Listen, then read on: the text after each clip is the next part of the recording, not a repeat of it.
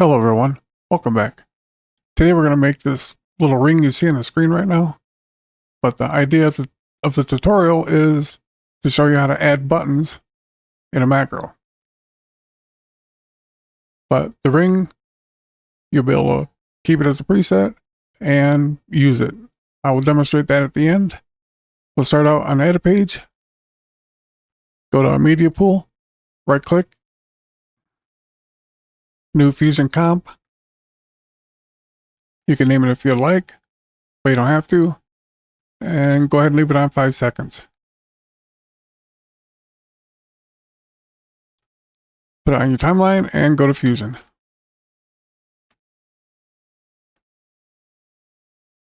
For those of you that don't know me, I have to use this on-screen keyboard because I'm paralyzed. I can't use my hands and arms. I just put this out there every time.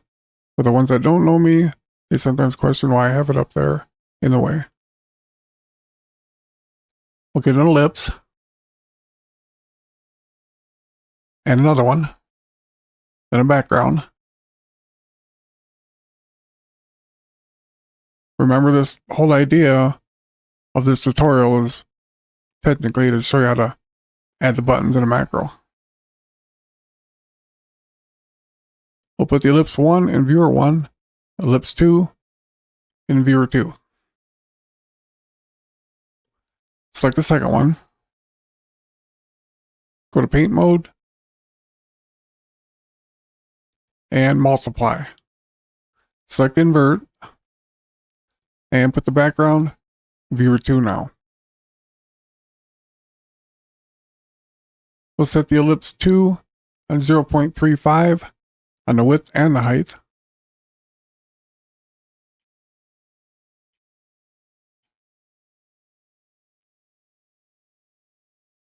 And ellipse 1, we'll put on 4. 0.4, that is.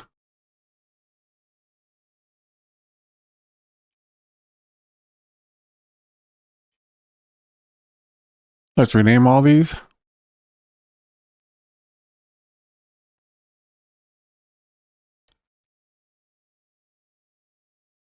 Name the first one outer ellipse. Actually, let's name it outer circle.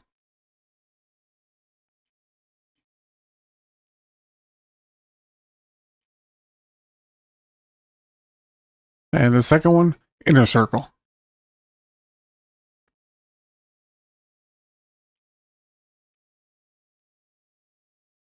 And the background, circle color.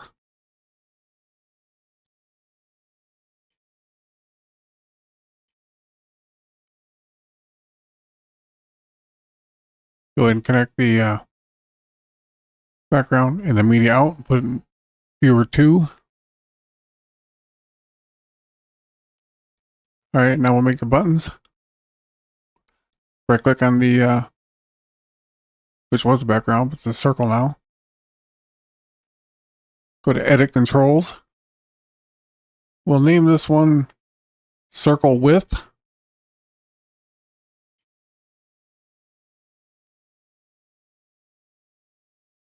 You want to make sure you're in user.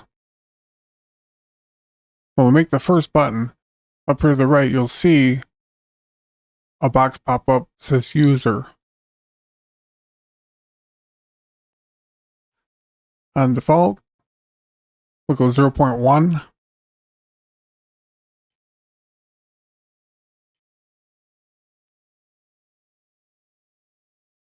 On the range, put 0 to 1.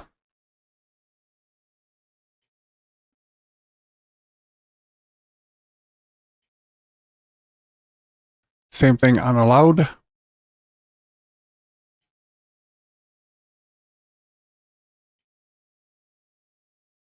And we'll use a slider control. Select that. Hit OK. Now we have a user box. And there's our first control. It's not usable yet.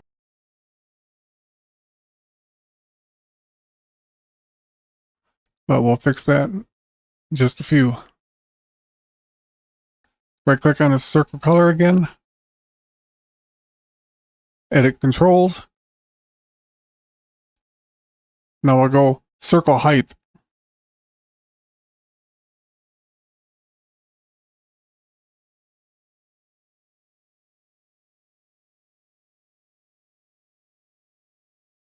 Same thing, 0.1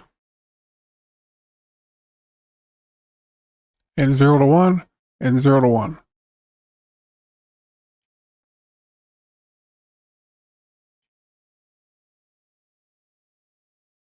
And a slider button again. Make sure you're in user. And okay. Now we have the other button.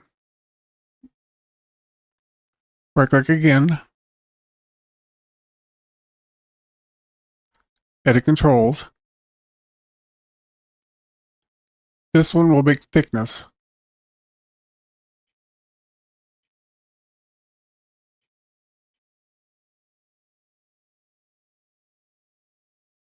This time we'll go 0.02. And again, 0 to 1 on the range and 0 to 1 on the allowed.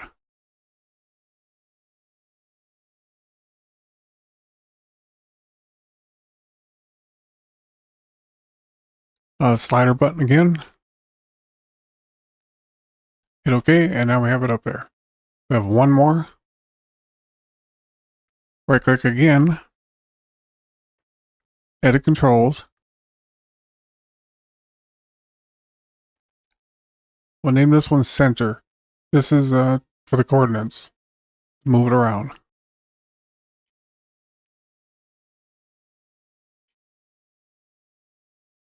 This time on type, select point.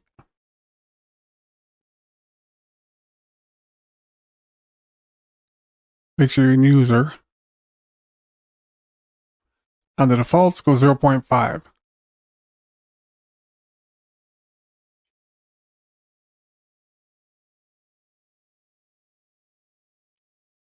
And select the offset control. And hit OK. Now we should have all four there. Now we have to make them work. With the circle color selected, pin that. Then select the outer circle.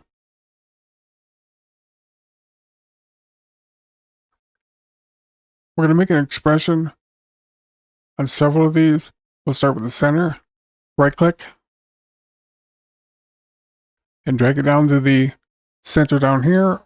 Hover over it and let go. Let's make the expression first. So right click. Expression. Now you have this little plus sign. Right click on it and drag it down.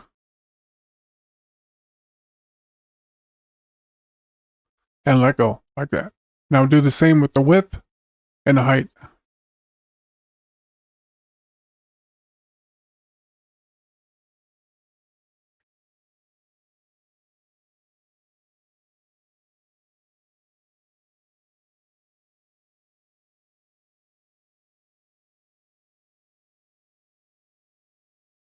All right, go to the inner circle. And we'll do the same thing.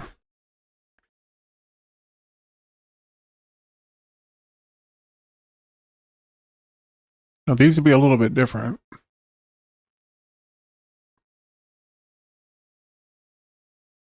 Grab the pick whip from the plus sign. Take it to the width, let go. And add a minus sign behind this.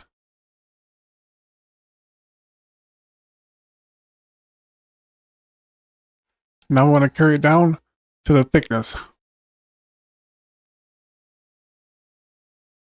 Same thing in the height.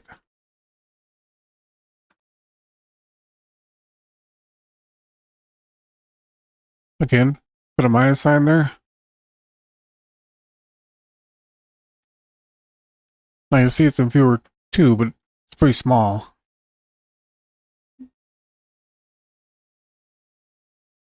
Now we'll go ahead and connect the width and height. Keep it symmetrical.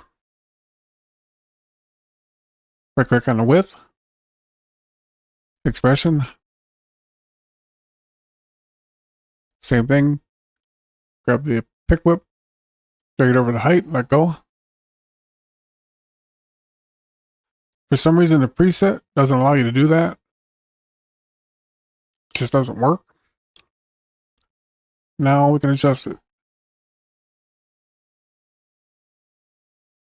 We'll set a default size for the preset. And same thing with the thickness. I'm going to change the color. Select the circle color node again, and then go to color. I'll make mine red.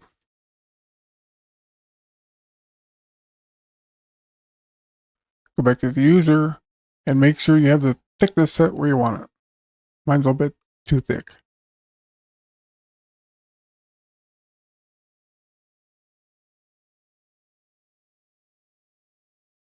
I'm going to go with 0.015. Set yours to your liking.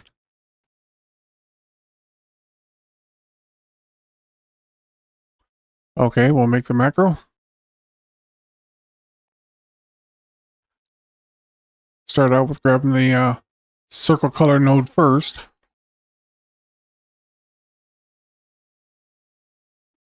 Right click on any one of the three. Go to macro. Create macro.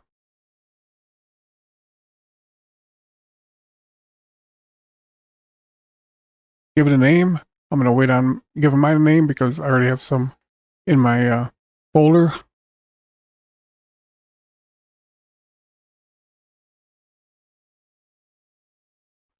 Want the color. And under user, select all of them.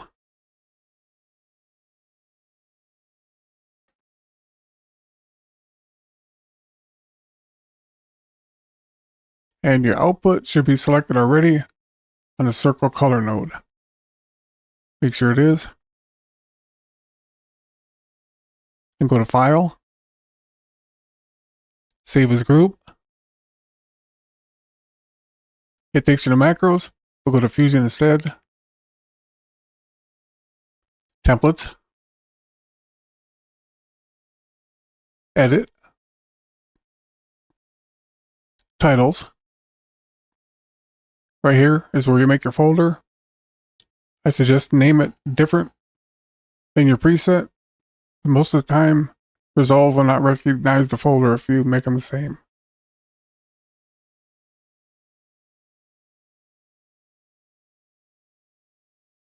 Hit save. Close your macro.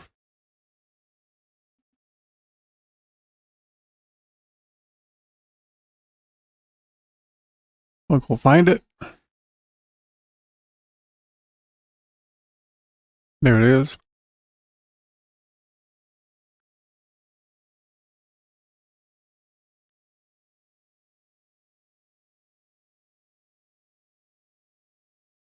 You can animate it to follow something here, but it's much more difficult. So if you want to stick with me, we'll go down to Fusion and I'll show you how to do it there. I should show you, you can move it around.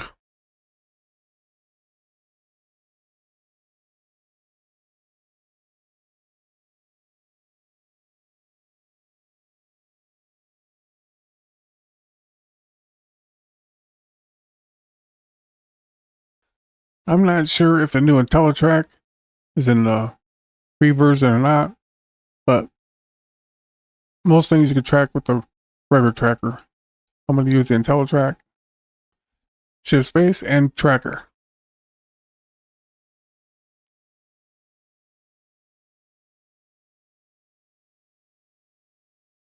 I'll track this vehicle here. This is more of a demonstration. I'm showing you a use for it.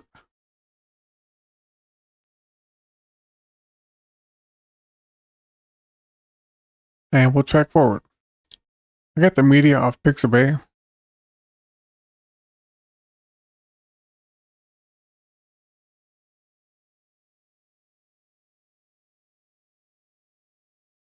Track backward. It's only going to go so far. We want to track basically off the screen so the ring appears along with the vehicle. Open your spline. Zoom to fit. On this one, yeah, there's a couple bad trackers, but probably could get away without taking them off. I'm going to take a couple of them off.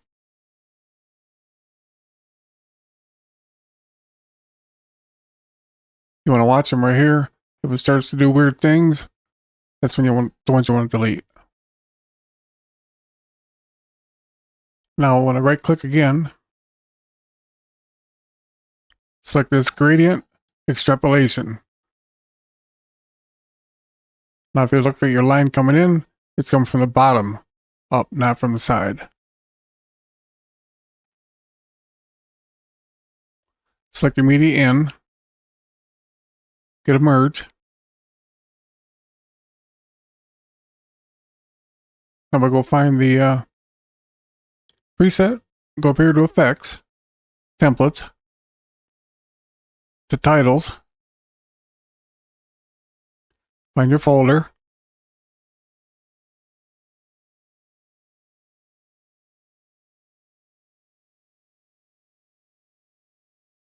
And there it is.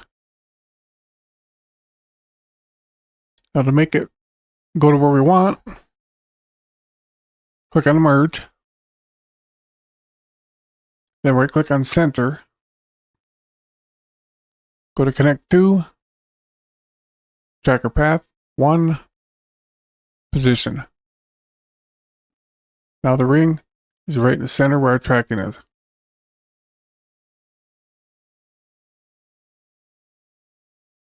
We're going to keyframe a couple things here.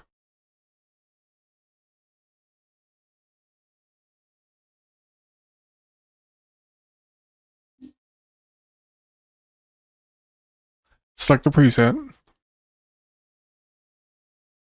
Set your line thickness and diameter to your liking. Set a keyframe on both of them. Actually, not yet. Now take your playhead all the way to the end. Set a keyframe on both of them. Take the playhead to the end.